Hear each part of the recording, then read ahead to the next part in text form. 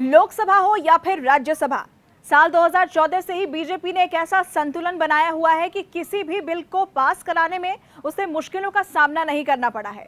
लेकिन क्या अब उसे इस परेशानी से गुजरना पड़ेगा? खासतौर पर यहाँ राज्यसभा की बात हम कर रहे हैं, क्योंकि लोकसभा में तो टीडीपी और जेडीयू के साथ आने के बाद वो मजबूत स्थिति में है, लेकिन राज्यसभा में ऐसे समीकरण बन गए हैं, इस बात पर अब चर्चा होने लगी है।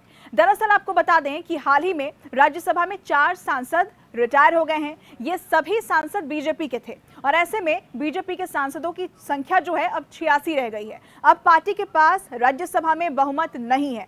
ऐसे में सवाल ये उठने लगे हैं कि क्या सांसदों के घटने से नए बिल अटकेंगे? क्या बीजेपी को राज्यसभा में परेशानियों का सामना करना पड़ेगा जो बीते कई सालों से उसे नहीं करना पड़ा है? देखिए, एनडीए की जो संख्या है वो घटकर 101 हो गई है। 4 मनोनीत सांसदों के रिटायर होने के बाद एनडीए यानी कि नेशनल डेमोक्रेटिक अलायंस का संख्या बल राज्यसभा में घटकर 101 पर रह गया है और इससे ऊपरी सदन में बीजेपी के समीकरण जो हैं वो थोड़े बदल गए हैं। दूसरी तरफ कांग्रेस राज्यसभा में नेता प्रतिपक्ष का पद अपने हिस्से में इसलिए ही करना चाहती है ताकि वो एनडीए को वहां पर घेर सके। आपको बता दें कि सोनल मानसिंह, राकेश सिन्हा, राम सकल और महेश जेठमलानी ये 4 वो मनोनीत सांसद हैं जो 13 जुलाई को संसद के ऊपरी सदन से ये रिटायर हो चुके हैं और ये सभी मनोनीत सांसद जो है वो बीजेपी के ही पक्ष के थे। अब राज्यसभा में 226 सांसद हैं और 19 सांसदों के पद इस वक्त खाली हैं। ऐसे में कहा यह जा रहा है कि एनडीए के सामने बिलों को पास कराने में कुछ मुश्किलें जरूर आ सकती हैं, लेकिन दूसरी तरफ बीजेपी के पास एक नया समीकरण भी है जो हर मौके पर उसका समर्थन करते रही है। ये है वो 7 गुट निरपेक्ष मनोनीत सांसद, 2 निर्दलीय, एआईडीएमके और वाईएसआरसीपी जैसे दलों का समीकरण। अब बीजेपी की रणनीति क्या है इसे समझिए। आपको बता दें कि 22 जुलाई से बजट सत्र की शुरुआत हो रही है और इस दौरान एनडीए कुछ अहम बिल पास कराने की तैयारी में भी है।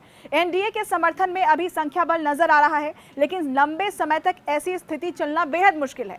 ऐसे में बीजेपी की रणनीति दूसरे दलों पर निर्भरता जल्द से जल्द कम करने की है और इसके लिए एनडीए मनोनीत वर्ग में जल्दी सांसदों को सदन में लाने पर काम भी कर रही है।